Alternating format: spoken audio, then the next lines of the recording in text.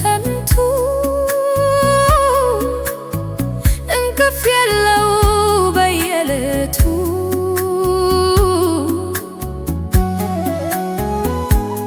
የሚያስበው የሚያልመው ያልሆነውም ንብረቱ የሚቀማ ከእናቱ ከወንድሙ ከእህቱ ሰው ከንቱ ሰው ከንቱ እንቅልፍ የለው በየዕለቱ ሰው ከንቱ ሰው ከንቱ የሰው ገንዘብ አሉ ነበልባል እሳት ነው ሲፈጀው ይኖራል ሰጪው ካላቀፉ ቢበላ ቢጠጣ በልቶት የመሰለው ፍርዱን ያገኘዋል ፈጣሪ ሲወስደው የሰው ገንዘብ አሉ ነበልባል እሳት ነው ሰው ከንቱ ሰው ከንቱ ሰው ከንቱ የሰው ንብረት የሰው ነው ትልቅ ዕዳ አስቡበት ስትነሱ በማለዳ ስንት ሰው በስካብ አመለው ሲከዳ የቋጠሩት ያስቀመጡት ፈሶባቸው በሜዳ ምክር አለኝ ለወንድሜ ለፍቴ ለወገኔ ለፍታችሁ ሰብታችሁ በተካራወኔ ሳይደላችሁ ኑራችሁ በምንጣሬ ዘመድ የለም ወገን የለም እንበዳሜ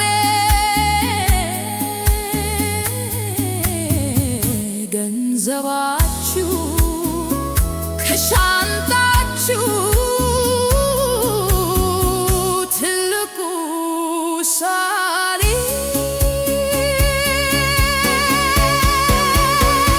ሰው ከንቱ ሰው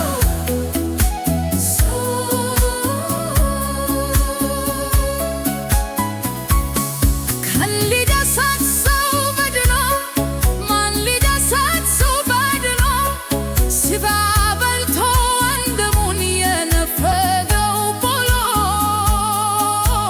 ሚስት ቢጫወት ደስተኛ መስሎ ልቦና የሌለው ቢኖር አስመስሎ ፈጣሪ ይፈርዳል ማን ሊደሰት ሰው በድሎ ማን ሊደሰት ሰው በድሎ የሰው ገንዘብ አሉ ነበልባል እሳት ነው ሲፈጀው ይኖራል ሰጪው ካላጠፉ ቢበላ ቢጠጣ በልቶት የመሰለው ፍርዱን ያገኘዋል ፈጣሪ ሲወስደው የሰው ገንዘብ አሉ ነበልባል እሳት ነው የሰው ገንዘብ አሉ ነበልባል እሳት ነው ሰው ከንቱ ሰው ከንቱ ሰው ከንቱ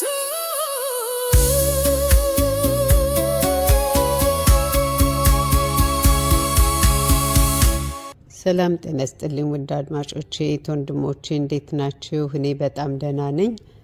ዛሬ በድጋሚ መጥቻለሁ። እንግዲህ ከብዙ ጊዜ በኋላ የዞላ ቲዩብን ባቀረባቸው የምሰጠው አስተያየት ይኖረኛል። ከዛ በፊት ግን እንግዲህ ሚኪ ዛሬ እንግዲህ ሁሉን ነገር ተናግሯል። በጣም በጣም በጣም ነው የገረመኝ። እስኪ ለማንኛውም ግን እችን ቪዲዮ አይተን ተመልሰን እንምጣ። ሚኪ ምን እየሰራ ነው ልጅ? ቤቱን በጓሮ በኩል ግራውንድ አለና ወደ ግራውንዱ ይዞን ገባ። በሩን ከፍቶ ሲያስገባን መጀመሪያ ላይ ማወቅ አልቻልኩም ነበር። ግን በደንብ ስመለከት ቀርቤ ስመለከት መጎታችን ታረቀ ነው። ሚኪ ምን እያወራ ነው ማለት? ሚኪ የሞተ ሰው ይመጣል እንዴ ተመልሶ? እኛ እኮ ቀብረናል እኮ አልቅሰን። ምንድነው ማለት ነው ልጅ? ምክንያቱም በጣም ተጎሳቁሏል። 10 ምናምን ዓመት አይደለም ቆይ ማለት ሊሆን ይችላል ነው ለተመት የሰው ልጅ ለመቀየር በጣም ከባድ። አሁን እሱ እኛን ሙሉ ለሙሉ አያቀንም ነው ማለት እንደሞተ ነው የሚያስበው እሱ። አንተን አወቀኝ እንደምልህ አላወቀኝም ጭራሽ። እንግዲህ ውድ አድማጮች እንደሰማችሁት የሚኪ የደበቀው አጎቱ መሆኑን ተናግሯል። በጣም በጣም በጣም ነው የገረመኝ። በእውነት ነው የምላችሁ ከባድ ነው፣ በጣም ከባድ ነው። በጣም ተረድቼዋለሁ ምን ያክል ጠንካራ ልጅ እንደሆነ ደግሞ በዚህ ላይ ያስመስክሯል። እኔ ታውቃላችሁ እንደ እንትኑን እንዲጨርስ አልፈለኩም፣ ቪዲዮ እንዲጨርስ አልፈለኩም። ያቀረበበት አቀራረቡ የገለጸበት እኔ በጣም በእውነት ነው የምላችሁ ታሪክ ነው ነገሩ፣ ታሪክ ነው። ግን እንዴት ነው በጉጉት እያነበበላችሁ ቁጭ ብላችሁ የምታዳምጡት? የዛን ያክል ነው ስሜት የተሰማኝ። በቃ አገላለጹ እንዴት እንደነበረ ትዕግስቱ በመሀል ሲያቋርጡት በእውነት ነው የምላችሁ ለሚኪ እኔ ቃል አጣሁኝና እውነት ለቃሉ የሞተ እውነተኛ ሰው በትክክል ያደረገው ነገር በሙሉ በጣም ትክክል ነበረ። ያው ሁላችንም ለምን ደበቀው ብለናል። ለምን ደበቀው ከወንድሙ ለእናቱ ተናግሮ ወይም ለምንድነው ለሉል ያልተናገረው? ለምን መፍትሄ አልሰጠም? ለምን ብለን እኔም ጭምር ማለት ነው። ግን ዛሬ ሲናገር ሲሰማው ያደረገው ነገር በጣም በጣም በጣም አስተዋይ ቁም ነገረኛ ትክክለኛ ነገር ነው ያደረገው። በዛ ላይ ባክስቱ በዛ ላይ ባጎቱ ቃል ነበረበት። ያን ቃሉን ጠብቋል። ተመልከቱ እንግዲህ እንደዚህ ነው። ይሄ ነው ሰው ማለት እንደዚህ ነው። በእውነት ነው ብላችሁ እኔ በጣም ተደስቻለሁ። ፈጣሪ ደግሞ ይህን ሰውዬ ወደ እውነተኛ ወደ ራሱ መልሶት ምንነቱ በደንብ ራሱን አውቆት እነዛ ሰዎች ተይዘውለት ግን ደግሞ እህቱ ተገኝታለት አብረው ይህን ነገር አብረው እንደ ቤተሰብ መፍትሄ ቢፈልጉለት ላጎታቸው እናቸው አድርገው ቢጠብቁት ቢረዱት እንጃ ምን እንደምላላቀም በእውነት ነው የምላችሁ። ሰውየውም ታየኝ እንግዲህ ለስንት ዓመት ራሱን ስቶ ሞትኩኝ ብሎ እስከማሰብ እንግዲህ እርግጠኛ ነኝ በሚያውቃቸው በራሱ ባላቸው ሰዎች ነው የተጎዳውና በጣም ይከብዳል። በእውነት ነው የምላችሁ እንግዲህ ወይ ሚስቱ ትሆናለች ወይ የሚያውቀው ጓደኛ ወይ ሌላ ቤተሰብ ሊሆን ይችላል ይሄን ሰውዬ እንደዚህ ያደረጉትና በእውነት ነው እኔ ፈጣሪን የማይፈራ ሰው ስንት ሰው እንዳለ በቃ በየጊዜው የሚታየው ቪዲዮ በጣም ያሳያል። በጣም ነው የሚያሳየው በእውነት ነው የምላችሁ። እስኪ ለማንኛውም እስኪ ይህንን ቪዲዮ አዳምጠን ተመልሰን እንምጣ። በማይገባው ገባ። ልክ እንዳንተ የማይነካ ሰው ነክቶብኛል። ቢዝነሴን ሙሉ ያተራመሰብኝ እሱ ነው። የማይነካ ሰው ነክቶብኛል። አንተም እንጊዜ የሸይ እንደሰጠው ብትሄድ ይሻላል። መስመርህን ባታልፍ ጥሩ ይመስለኛል። አቅሜን ገና አልተረዳው። ሚኪን አሁን ከፈለኩ ዘው ላስጨርሰው ይችላል። ከሱ ምንም ነገር አልፈልግም። የያዘብኝ አንድ ሰው አለ። እሱን የትም ፈልጌ ያጥቻለሁ። ያለበትን ከሰጠኝ እኔ ከሱ ጋር እቆማለሁ። ምክንያቱም የያዘብኝ ሰው ህይወቴን ሊያመሰቃቅል የሚችል ሰው ነው። እንደሰማችሁት ውድ አድማጮች ቶማስ ምንድነው ያለው? ሚኪ የማይነካ ሰው ነክቶብኛል። ይህ ሰውዬ የሚኪ አጎት እሱ ካላገኘው የዚህ የቶማስ ህይወት እንደሚመሰቃቀል በራሱ በቃሉ እየሰማችሁት ነው። እንግዲህ ተመልከቱ 10-20 ዓመት ይህን ስራ ሰርቸዋለሁ ብሎናል እዚህ ጋር እና እኔ እዛ ጋር በቀደምለት በለቀኩትን ቪዲዮ ይሄ የተደበቀው ሰውዬ ንብረቱ ተዘርፎበታል ወይ መከራይቷል ለዛ ነው ብዬ ነበር። በእውነት ነው የምላችሁ። አያችሁ ይሄ ሰውዬን ሲናገር እንደሰማችሁት ሚኪ ባለ ንብረት ለሰው የሚረዳ አገርን የሚጠቅም ሰው ነበር። እንግዲህ እንደነዚህ አይነት ደግሞ ሰዎች ሌባ በሰው ጉልበት የሚኖሩ ተመልከቱ እንግዲህ ያደረጉት ስራ። ይሄ ሰውዬ ዋናው ቀንደኛ ነው ብዬ ነው የማስበውና ጫና ቢደረግበት እሷን ትገኛለች። አሁንም የሚኪን እህት የመገኘቷን ነው እኔ አሁን እያሰብኩ ያለሁት። ለምን ሰውየውን ይዘውታል እንደማይሰጡት አሳልፈው አውቃለሁ። ግን አሁን ለሷ መገኛ ይሄንን ሰውዬ በደንብ አድርገው እንደሚታወቀው በማናገሪያው አናግረው መርስ ቢያገኙና ቶሎ ቢያገኟት ብዬ ነው የማስበው። በቃ ለምን የየለቱ ጭንቀትና መከራ እንደሚያሰቃዩት ነው እንግዲህ እኔ የምሰማኝ። እናንተስ ደግሞ ምን ትላላችሁ? በዚህ በተናገረው ወይ ሌላ እውነት ይሄ ልጅ ቶማስ የተናገረው ታሪክ ያመጣለን ታሪክ አለ እሱ ትክክለኛ ነው ወይስ ደግሞ ዝም ብሎ እነሱን ለማሳመን የሰራው ድራማ ነው ብላችሁ ታምናላችሁ? እኔ ግን እንደዛ ነው የሚመስለኝ። እናንተ ምን ይመስላችኋል? ሌላው እንግዲህ ደግሞ ከታታይ ታሪክ እየሰማን ያለ ነው እንግዲህ የድሮ ሰዎች ቅድመ አያቶቻችን ባሮቻቸውን እነሱ ሲሞቱ እግራቸው ስር ወይም ተመልሰው እነሳለን ብለው የሚያስቡ ይሆናል አላቅም። ለማንኛውም ግን ያልሞተ ሰው ከነሱ ጋር ይቀበራል የሚባለውን ነገር በዞላ ቲዩብ ተከታታይ ታሪክ እያየን ነው። እንግዲህ እነሱ ይሄ ነበረ ብለው ያመጡት ታሪክና እስኪ ለማንኛውም እስቲ ይችን አዳምጠን ተመልሰን እንምጣ። ፈንግ ላይ ይሁን ያመጧቸው እንዴት እንዳመጧቸው አይታወቅም። ብቻ ከሳቸው ጋር ብዙ ባሮች ነበሩ፣ ሴቶችም ወንዶችም። እና አንድ ትልቅ ሰው ባለጸጋ ሲሞት አብሮ ይቀበራል ይባላል። እንዳልኩ ለወንድማችን ስንል ብዙ ቦታ ረግጠናል፣ ብዙም ነገር አድርገናል። እና ለምን ወንድማችን እንዳልኩ ሊሞት ነው በቃ ምንም ነገር የለውም ነግራችሁ ብሎ አመጣት፣ አስተዋወቃት። አሁን ቺ ልጅ አንቺ አልቀጠርሻትም ወይ? አልቀጠርኳትም እያልኩህ እኮ ነው። ስራ ጥቼ ነው እሷን። በማን ነው? በእነሱ ማን ነበር ሲከፍልሽ ነበር? እዚህ ነገር ውስጥ የከተታችሁኝ እኮ ስንት ነገር ብላችሁኝ ነው አይደል? ማናቸው እነሱ? ራስሽ ባመጣሽው ሴራ እኔ ምን ልሆን? እሺ ንገሪኝ። የምን ሴራ ነው የምታወሪው? እኔ ራሴ ህይወት አያስፈልገኝ? ዝም በይ። ቆይ የምን ሴራ ነው የምታወሪው? ለወንድምሽ አራራሽ ባኪ ዝም በይ አንቺ ረፍ እንጂ ሰደበችኝ እኮ ሰደበችኝ። ይታወቃል አይደል? እንግዲህ እንዳያችሁት ይሄ ቪዲዮ በጣም አስገራሚ ነው በእውነት ከጠበቅኩት በላይ ነው የሆነብኝ። ታሪኩ በእንደዚህ ይቋጫል ብዬ አይደለም ያሰብኩት የነበረ። እነዚህ ሰዎች እህትና ወንድም ሲመጡ በጣም ደስ የሚሉ ለወንድማቸው ሀሳቢ ለእውነት የተቆረቆሩ ምናምን ነው የሚመስሉትና እቺ ደግሞ ሴትዮዋ ወንድሟን የምትጠራበት ወንድም ጋሼ አነጋገሯ ምናምን እውነት በጣም ለወንድማቸው ሀሳቢ ናቸው ብዬ ይህን ታሪኩን በጉጉት ነገ ምን ይሆን እያልኩ ስከታተለው ነበር። ግን በየዕለቱ ደግሞ የሚመጣው ታሪክ እንግዲህ ታውት እያያችሁት ነው። ዘሌ መቼም እሱ እግሩ የረገጠበት ነገር ዘሌና ልዑል እንደምናውቀው በረገጡበት ሁሉ እርጥብ ነው የሚሆነውና የዚህ ልጅ ምስኪን ልጅ ወንድማቸውም በዚህ ደረጃ እንግዲህ ተመልከቱ። ዛሬ የሰማነው ጉድ ያየነው ጉድ በጣም ነው እኔ በጣም ነው ያስገረመኝ። እንግዲህ እቺ እህት እንግዲህ አላቸው ከሚገባው በላይ እንዳላቸው እነሱ ሲናገሩ ሰምተናል። በጣም አላቸው እና እሷ ደግሞ ጭራሽ ደግሞ በጎንም የመኪና ማስመጫ ምናምን መሸጫ ሁሉ ነገር ያላት በጣም ብዙ አላቸው። እንግዲህ በጣም ብዙ ከነሱም ከተናገሩት ዘሌም ከተናገረው ግን እንግዲህ ወንድሟን ትንሽ ወንድሟን አድማጮች ትንሽ ወንድሟን ለማጥፋት እንደዚህ አስወጥታ ለገንዘብ ተመልከቱ። እንግዲህ ከ13 የቀሩ 3 ናቸው። ስንቶቹ ሂደዋል ከሷ በፊት ታውቃለች።